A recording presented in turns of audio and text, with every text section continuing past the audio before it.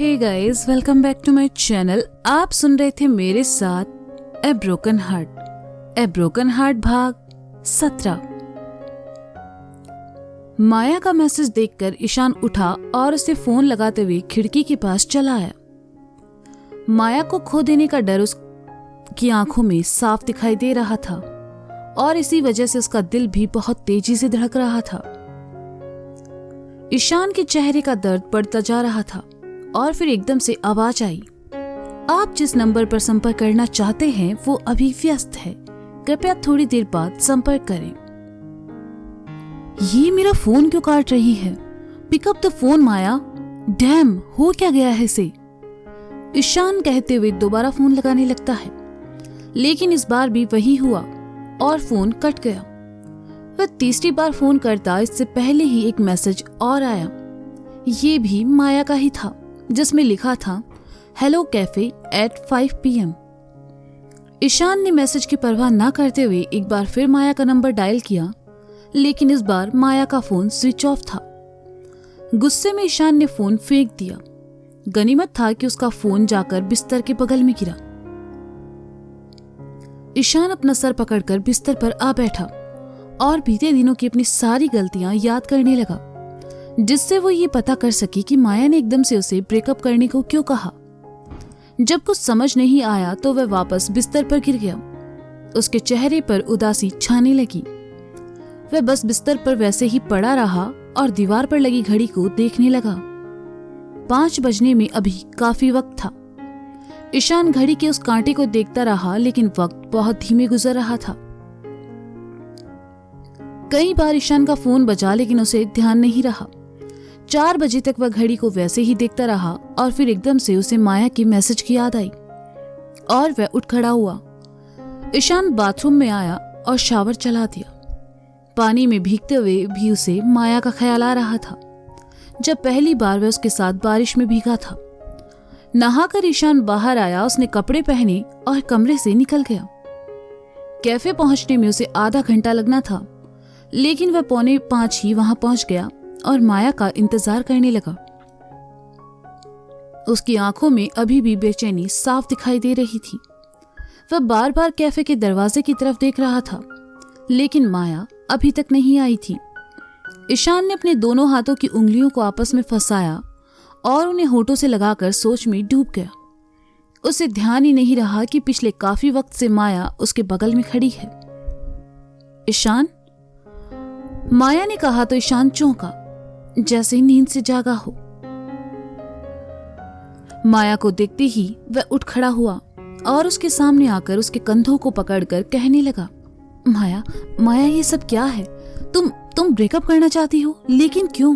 मुझसे कोई गलती हुई है क्या? हमारे बीच सब अच्छा चल तो रहा था, फिर अचानक से ये ब्रेकअप। कह दो कि ये झूठ है। तुम मजाक कर रही हो ना? तुम चुप क्यों हो? कुछ बोलो, तुम मजाक कर रही हो ना? ये सच है ईशान, मैं ब्रेकअप करना चाहती हूँ। माया ने बिना किसी भाव के कहा तो ईशान एक झटके में उसके कंधों को छोड़ पीछे हट गया। उसे समझ नहीं आया कि वह माया से क्या कहे। वह बेचैन हो गया। उसने अपने हाथ को अपने मुंह से लगा लिया। वह यकीन नहीं कर पा रहा था कि ये बात उसकी माया कह रही है, वो माया जो उससे प्यार करती है, उसे चाहती है। उसने माया की तरफ देखा और कहा, माया, तुम जानती हो मुझे ऐसा मजाक बिल्कुल पसंद नहीं है। स्टॉप ऑल दिस ना प्लीज। हम इतने दिनों बाद मिले हैं, चलो तुम्हारी फेवरेट कॉफी पीते हैं। तुम यहाँ बैठो। ईशान ने माया को कंधों से पकड़कर अपने सामने वाली कुर्सी पर बैठा दिया। वह इस वक्त बिल्कुल ऐसे बर्ताव कर रहा था जैसे उसने माया की बात को सुना ही नहीं।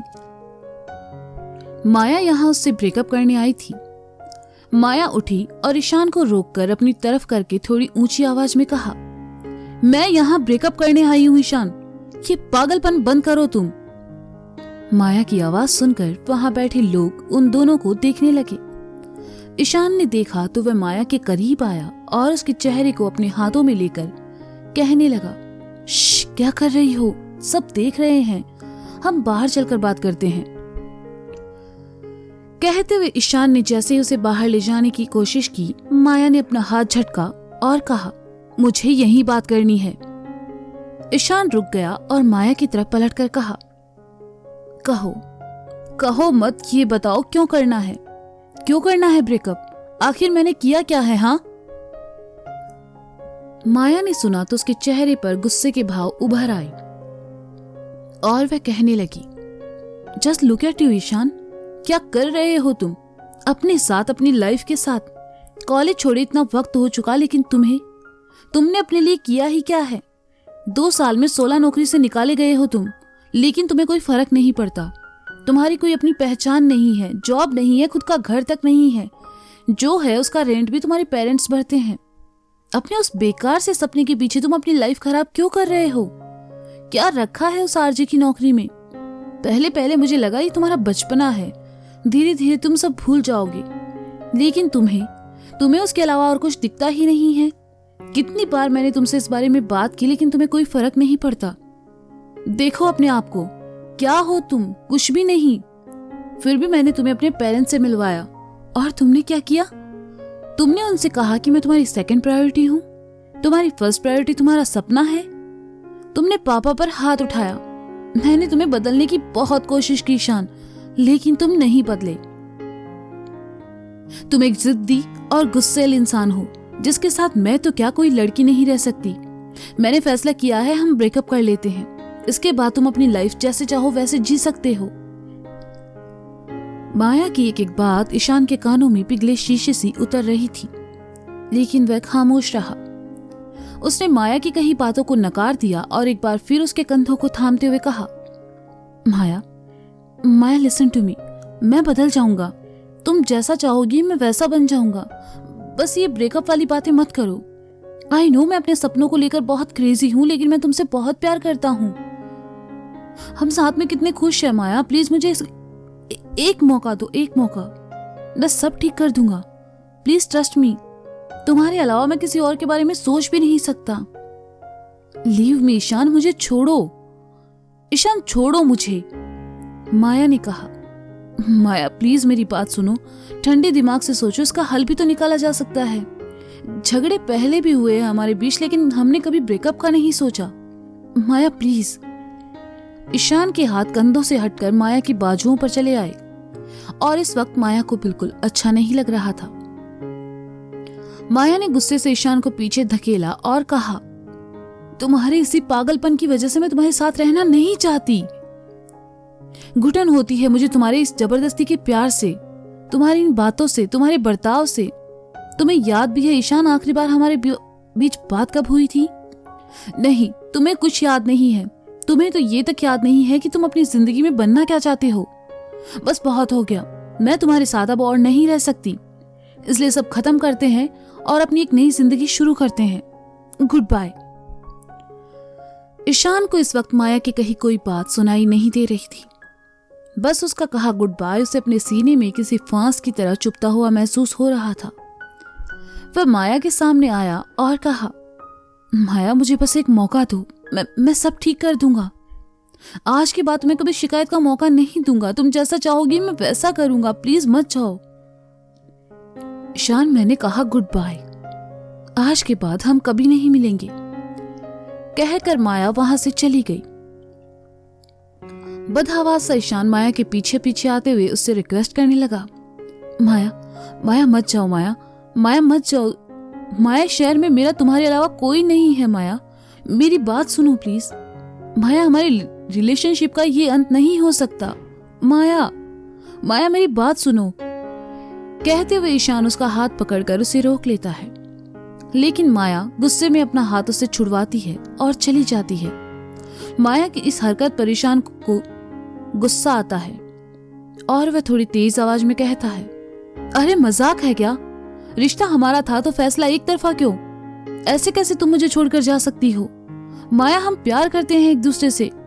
मेरे लिए ना सही, मेरे प्यार के लिए रुक जाओ। माया मत जाओ, लिसन टू मी। माया मेरा तुम्हारे सिवा कोई नहीं है, मत जाओ। ईशान की आंखों में गुस्से और बेबसी के मिले जुले भाव नजर आने लगे। उसकी बातों का माया पर कोई खास असर नहीं पड़ा। उसने अपनी गाड़ी का दरवाजा खोला और उसमें बैठकर जाने लगी। ईशान ने देखा तो दरवाजे को पकड़ लिया और कहा, माया, मेरी बात सुनो, जो भी है हम बात करते हैं, शॉर्ट आउट कर सकते हैं ना। मुझे तुमसे कोई बात नहीं करनी ईशान, मुझे जाने दो, हमारे बीच सब खत्म हो चुका है, माया ने सामने देखते हुए कहा। उसकी बात सुनकर ईशान को गुस्सा आ गया और उसने गाड़ी के दरवाजे को जोर से बंद करते हुए कहा, तो जाओ। गाड़ी वहां से चली गई। लेकिन अगले ही पल ईशान को फिर याद आया कि माया हमेशा के लिए जा रही है। वह पागलों की तरह गाड़ी के पीछे भागा। वह भागते हुए एक बार फिर माया से रिक्वेस्ट करने लगा, माया, माया, आई एम सॉरी माया, मैं बदल जाऊंगा, मैं सब ठीक कर दूंगा, प्लीज मुझे एक मौका दो माया, मेरी बात सुनो माया, मुझे इस तरह छोड़कर मत जाओ माया, मैं बदल जाऊंगा, प्लीज माया मत जाओ। माया ने गाड़ी का शीशा चढ़ाया और वहां से चली गई। ईशान को कुछ समझ नहीं आ रहा था वह इस वक्त क्या करे, कैसे समझाए माया को। वह सड़क के बीचों बीच था और गाड़ियां गुजर रही थी। अपना सर पकड़े बदहवास सी हालत में वह चल रहा था और अचानक से गाड़ी से टकराया। अरे भाई देख के, गाड़ी में बैठा आदमी चिल्लाया। आई एम सॉरी, ईशान ने कहा और साइड में चला आया। वह फुटपाथ पर रखी बेंच पर आ बैठा और अपना सर पकड़ लिया। माया ने जो किया इसकी ईशान को उम्मीद तक नहीं थी। उसकी आंखों में आंसू भर आए। उसने अपना चेहरा अपने दोनों हाथों में छुपा लिया। ईशान माया के इस फैसले से बहुत दुखी था। ईशान घंटों वहां बैठा रहा। अंधेरा हो चुका था, स्ट्रीट लाइट्स भी जल चुकी थी।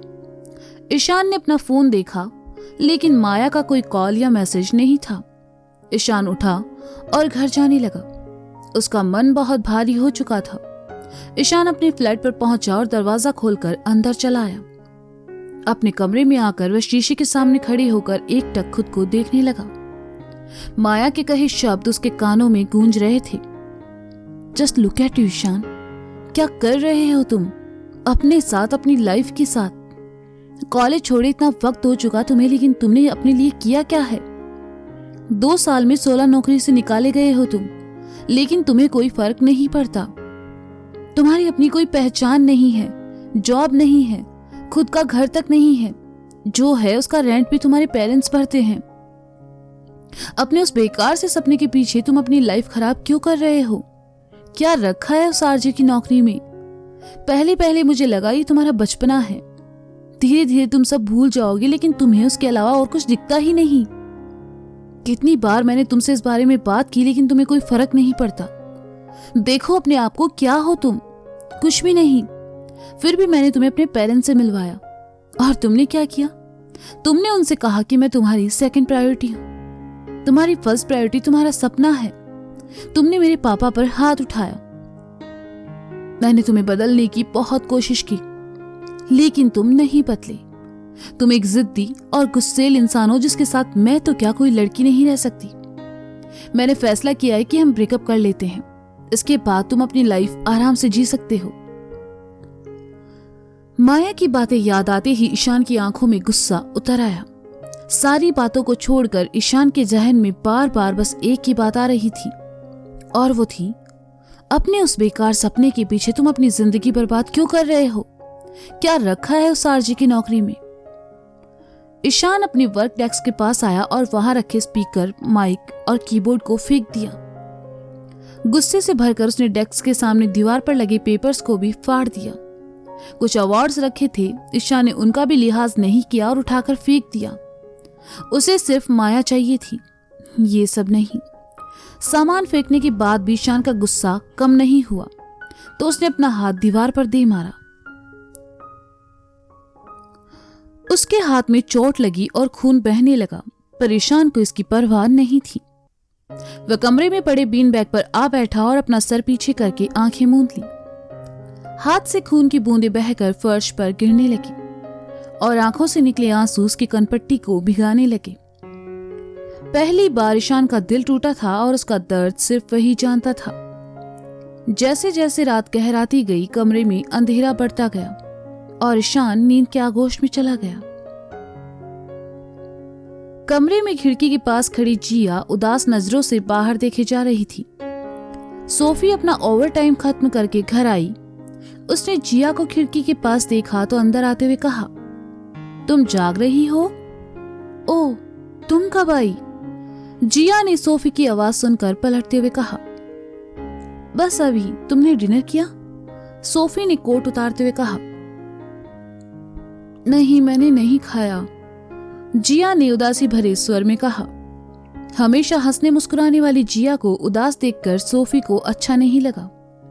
उसने अपना बैग रखा और किचन की तरफ जाते हुए कहा, क्यों ना आज मैं तुम्हारे लिए एग नूडल्स बनाऊं, फिर हम साथ में मिलकर खाएंगे। क्या आज तुमने भी डिनर नहीं किया? जिया ने सोफी की तरफ आते हुए कहा। किया था, लेकिन लगता है आज मुझ में जिया की आत्मा घुस गई है, इसलिए फिर से भूख लग गई। सोफी ने कहा तो जिया हंस पड़ी।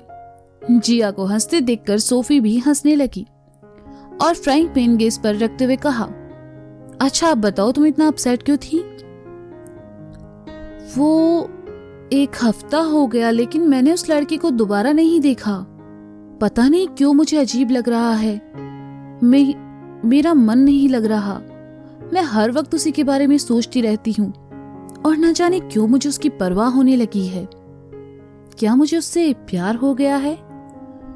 जिया ने खोए हुए स्वर में कहा तो सोफी उसे देखने लगी और उसके चेहरे पर परेशानी के भाव उभर आए। तो दोस्तों ये था ए ब्रोकन हार्ट भाग 17। इसका अगला भाग आप जल्द ही सुनेंगे। तब तक के लिए शुक्रिया, बाय बाय। अपना ख्याल रखें और वीडियो को लाइक जरूर करें और शेयर भी कर दीजिए, कुछ नहीं जाएगा आपका।